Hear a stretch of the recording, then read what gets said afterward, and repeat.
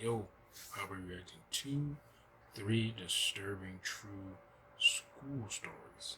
This is from Mr. Nightmare. I'll put a link in the description of it so you can go watch the video yourself. Go check out his channel, maybe subscribe. It's actually really good. With his scary narrations, especially getting close to Halloween. I almost wonder, his voice is not scary, but it's more realistic, like almost like a real person, telling a story of something traumatic that happened to them that could have led to their death or them being traumatized from this. Like it's like a real person telling a story, almost uh, like a Addicts Anonymous or something, like an AA meeting or something, like someone telling a story, just like normal people telling stories, about themselves. That's the way his voice is. And I appreciate that. Trying to be all scary and deep voice or shaky voice or something like that. Just a normal guy telling with a normal voice. But anyway, let's get into this. It's like 16 or 15 minutes, 51 seconds. So here we go.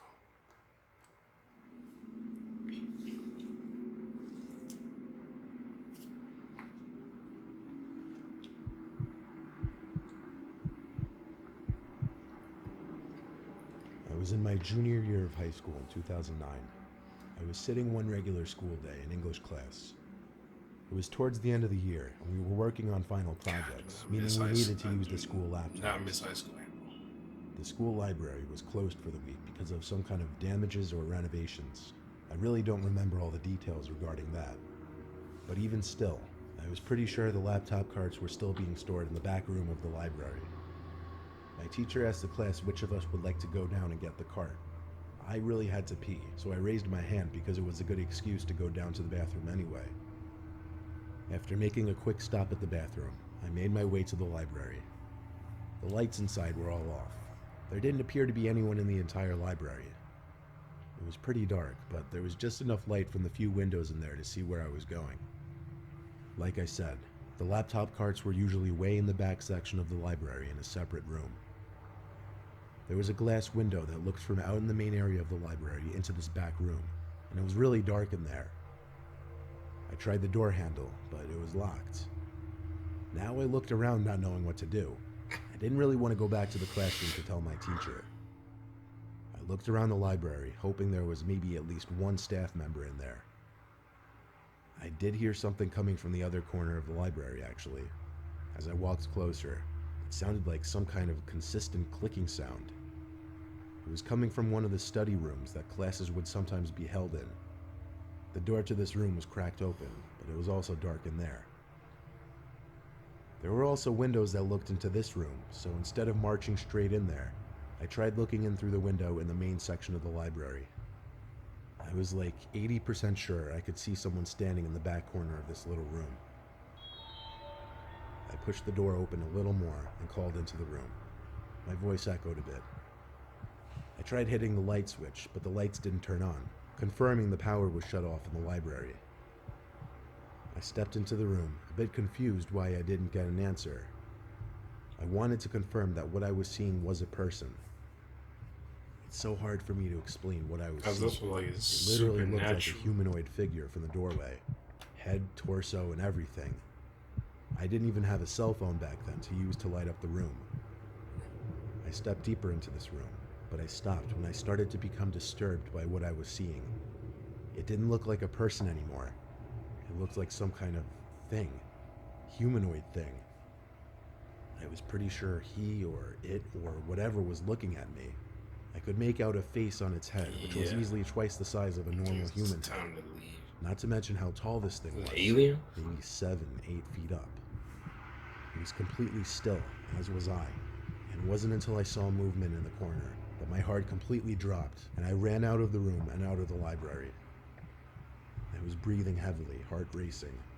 A teacher I knew named Miss Carp happened to be walking by in the hall, and I asked her frantically to follow me into the library to see. She asked me in a stern voice why I was even going into the library, given that no one was allowed to enter that week. I told her that I was sent to get the laptops, and maintaining her stern voice, she told me all the laptop carts were moved to the presentation room. Apparently, I had zoned out when my teacher mentioned this.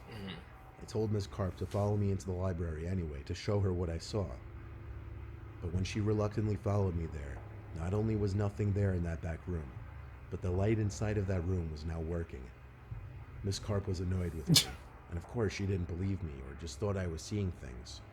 Yeah, she think you're I eventually stupid, went back to dumb, class with idiot a computer kid. cart for the presentation room and explained to my teacher that I went to the library by mistake.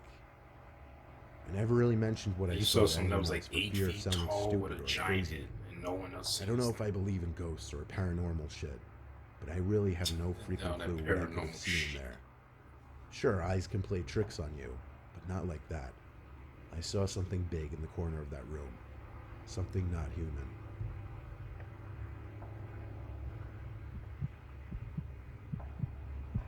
It's a poltergeist. I went to a relatively small commuter college in Delaware. During my freshman year, I had my classes set up horribly. I would get to school at 3 p.m., well, not really. have a couple classes, then a 2-hour gap before my I next thought it class. kind of looked I like wouldn't Pearl leave River campus Community until around College. 9. I'll admit, Not in my really. early years of college, I was kind of antisocial. I could have been trying to meet up with people in the food hall or joined clubs or even just went to the library during my breaks.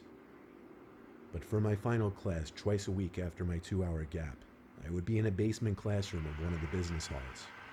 This basement only had this and one other classroom, and rarely ever would there be anyone else down there. Commonly, I'd just go straight down there, eat my food in the classroom, then just do homework on my laptop for the remainder of the couple hours. Or even just sit and play games on my phone or watch videos. Yeah, like I said, I was pretty antisocial. Well, one I particular always day, hated those I felt desks lazy like before that. class and didn't make I don't know myself why. I food. just always So I hated had to go to the cafeteria hall to get a sandwich. regular hated school, high school. I sat at a table alone and began eating, but quickly became uncomfortable after realizing I was the only one sitting alone at a table when the majority of everyone else there was sitting with friends. So what? So I wrapped up the sandwich and decided I'd just eat down in the I don't really classroom care. and I'd lay eat by down like I myself. usually did. I stepped out into the dark and marched back to the basement of the business hall and ate the rest of it there. Before I finished the sandwich, I heard the door creak open behind me. I was in the back corner seat right by the door, so when I turned, I was almost face to face with some kid I'd never seen before. He looked maybe a couple years older than me. He had this gross, overgrown beard, he wore glasses, he had a bit of a belly. Seriously, I'd never seen him in this class. We made awkward eye contact for a second until I looked away and continued eating. I was about to say someone's name. I made a You mental note described that the I kid said, looked no, off. that's not right. Like he was weird or something was just not right about him. I saw in my peripheral vision the kid sit down in the desk literally right next to mine. I wanted to say course so he did. badly, why? Why are Yeah. you sitting right Yes, yes, why? there? But I just tried my best not to look at him and just ignore it. I looked at the time on my phone. There was still a whole hour and a half before class It's like started. someone's coming and used the I urinal looked next to up, me. not at the With a kid, bunch open. but slightly looking to the left, just enough so I could see the kid looking at me. That was enough for me already. I already got up I and finished my sandwich, picked up my bag, and walked out of the classroom. left. Yeah, he walked out with I didn't care where I was going. Maybe a bench outside, just not there anymore. When I stepped back outside into the darkness, I looked around for somewhere to go and sit for a while. I walked to the more woodsy section of campus and sat on a bench under a nice and bright light post. It was chilly out since it was late fall, but I'd deal with it. Not many students walked by this section of campus. It was by a pretty unused small parking lot surrounded by trees everywhere. Suddenly, I heard cracks and crunches of leaves. I looked around and spotted something. Between two pine-like bushes, there was someone standing there. I stood up and extended what? my neck What out, I does guess, to get a better kid look. choose you? What the It fuck? was that guy again. He wasn't even making an effort to hide his face. I was about to take off again when he cut through the two bushes you and don't said care. hi. He started to talk Because to you're gonna me. be dead soon. The way he that's spoke why. was also off. He'd overpronounce everything, if that makes sense. He started asking me so many questions about myself, like if I go to school here, what my major is, where I work, what I do for fun. It was so painfully uncomfortable, but I tried to be Well, nice because by you were also asking him introvert. some questions. We ended up sitting down for a while. Eventually, he asked for my number. Oh, this I is a don't know girl. why I gave it to him. I guess I was trying to be nice. Then he I turned thought it this was weirder. two boys. He asked where I live. At first, I answered with my hometown, but he said, Well, no, it could no. be Like, where do you live? I paused, not knowing what to say. I repeated my same answer. Where? Then he said, no, like, what's your address? I didn't even ask him why he was asking What? that. I just said I gotta go and quickly walked away. When I looked back, the guy was following Sure. me. Oh, wow. I didn't know what was wrong with him, but he was freaking me out. I skipped class that night and drove straight home. I crashed into bed and started doing my homework. After finishing a short paper, I checked my phone and it was full of texts from some random fake number. There had to be like 20 texts. They were all from that kid. It started with hey. Then he worked down to Hey. you have a nice house. I suddenly felt a pain in my chest area. You having a I heart replied attack. back, go away or I'm calling the police. Then there was a knock at my window. Oh, God. I had the shade down. I couldn't see who it was. At least you had the shade. But along with the knock, I heard a muffled but familiar voice say, open the window. I yelled on calling the cops. Then he went silent. Open the window. My mom and dad weren't home, so I really did end up calling the police. Nothing else happened before the police came. I showed them the texts and explained the whole story. They said, though, that it would be better to see if it continued, since the kid didn't actually make any threats Well, yet. you ain't really taking They it left, doing saying anything. call again if he came back to the house and to You block his didn't catch number. on the actual problem. The next day, the college sent a text to all students' phones warning about sightings of a dangerous young man seen walking around with a knife. Classes were shut down for the day, and police searched the entire campus. I called to give my story and was asked to give it to the police again. As far as I know, that creepy guy was never caught. I don't know why he was targeting me, I don't know what his motive was, but this is the story about how I was almost murdered in my own home by someone I met at school. Dude said, open the window. Why the fuck do you think I would do that? Back in high school, my group of friends consisted of about 10 Back people, in the shithole. but it would be rare that we'd all do things together. On a dark and cloudy school day, my friends Jared, Michelle, Christina, and I were all sitting in history together. We had a sub that day, and we weren't really doing any work, so everyone was just talking. Our high school was really old, like built in the 1930s, and there sat an old second building in the woods that was apparently used back in the 40s as some kind of daycare or preschool, and it just happened to be on the high school grounds, but they never tore it down. It was so old and decrepit it has vines growing on the side walls of it. The four of us were talking about how we should break into it that night since it was Friday. We didn't tell the rest of our friends because it would be harder to do with a lot of people.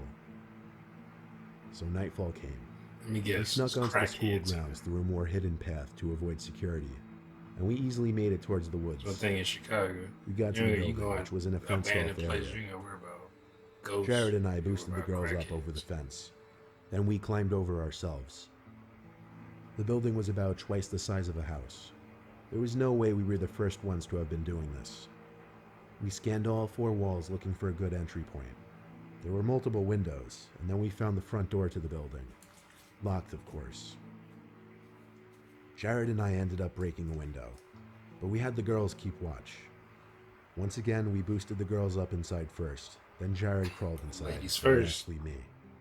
It took me a bit to squeeze in. I was the biggest one there. Well, I guess after they all. would have to since the boys got I actually cut my hands on some glass. You After idiots. managing to get in, I looked around in the dark, cold room I was standing in. I realized it looked like an archaic, class-like room, but I also realized my friends weren't in there. I yelled Jared's name over and over.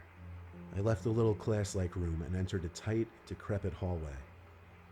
There were a bunch of open doors leading to similar classrooms, but now I was more focused on finding my friends. I had no idea why they went ahead of Yeah, me so why they? quickly. Yeah, that was quick. I called their names again and again to no avail. I looked into all the tiny classrooms until I got to one, where I saw Jared standing in the corner. He was looking out the window. Oh, is it doing some Blair Witch? I said, "Dude, what the hell are you doing, and why couldn't you wait for me?" He just turned and looked at me, I guess. I couldn't make eye contact in that darkness. I looked down the hall again and called both girls' names. In a parallel universe? I heard someone stepping on something pretty loudly further down the narrow hall. I stepped through the mess of random school objects littered on the floor and got to the last classroom on the left.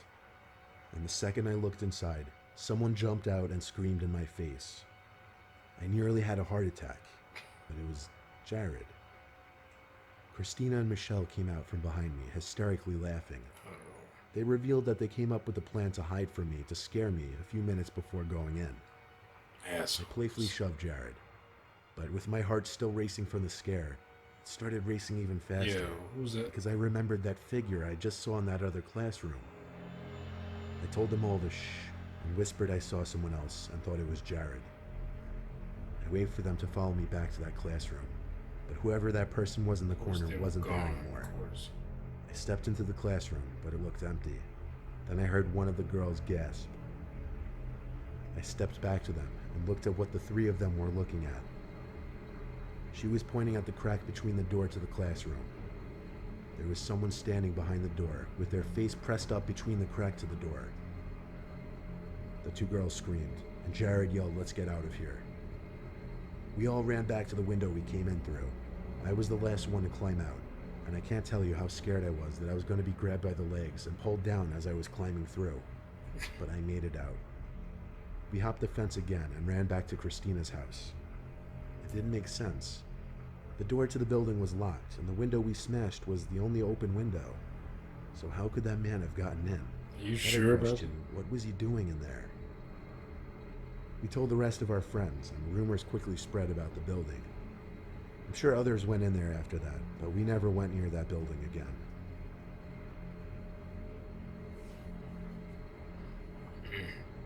Shouldn't have had your little asses in there anyway. Little Thundercats.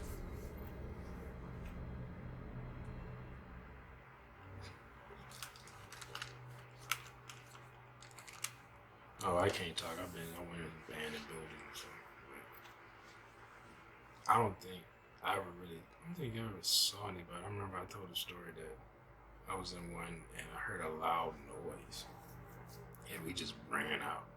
Like, because we would like leave, like don't close the door that we came in through. Or the window or anything like that. Like leave that open because normally we couldn't, it's hard to see in there. Because a lot of places board up windows and stuff like that, so it's not a lot of light gets in. So I'm like, the door it was open, leave it open, so at least we have that source of light. I remember one time I went in a place, it was on Friends. We left the door open, and we ended up like we were all kicking the door to get it open. We were like kids, kicked the door to get it open. I think it was like 9 or 10 or something. But kicked the door to get it open. The door broke and it opened. We went inside, left the door open. And then we were in like, it was like rooms, a separate room. We went in one of the rooms and we would stay. I was like, let's stay together. I could not just go separately and separate and stay together. The door closed behind us. Like when we walked off the door, you could hear the door. Like, and it closed. And I was like, and cause you could, it is funny cause you could, before we heard the like that noise, you could see it was started getting dimmer where we were at. And I remember we stopped and looked back, and that's when we heard the and the door and the light was, and it was like we bolted to the door, which if someone had been there, like it was a person there. I mean, we didn't see a person, obviously. And the door, even though we kicked the door inward, it was weird because it was like kind of like almost like it could go either way. It was weird, but we kicked the door inward though, and it was closing. We bolted to that door, and we were running so fast. We ended up running into the door and shutting the door. But we had broke when we kicked the door. The knob fell off I guess it was so it just broke off. So now it was like a hole in the door where the knob was.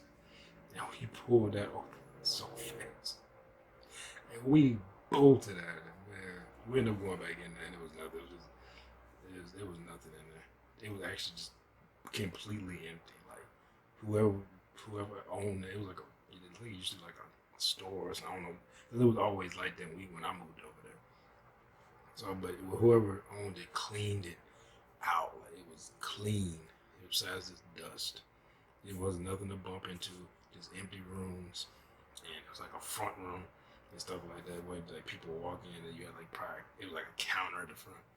So that was it. And I was like, man, that scared this shit.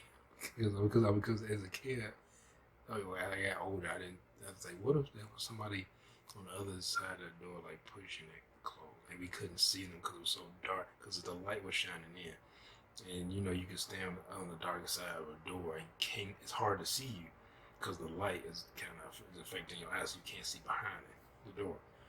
And I was like, what if somebody's behind? We run to the door, but that was on the way out because the front was completely boarded up. So,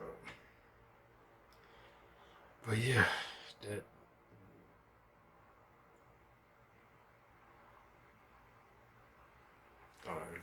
But yeah, don't go in dark places. In school, always be wary of people following. There's always weird people you're gonna meet. They socially awkward or whatever. You know, I've always tried to take, because I'm very socially awkward. I always try to take.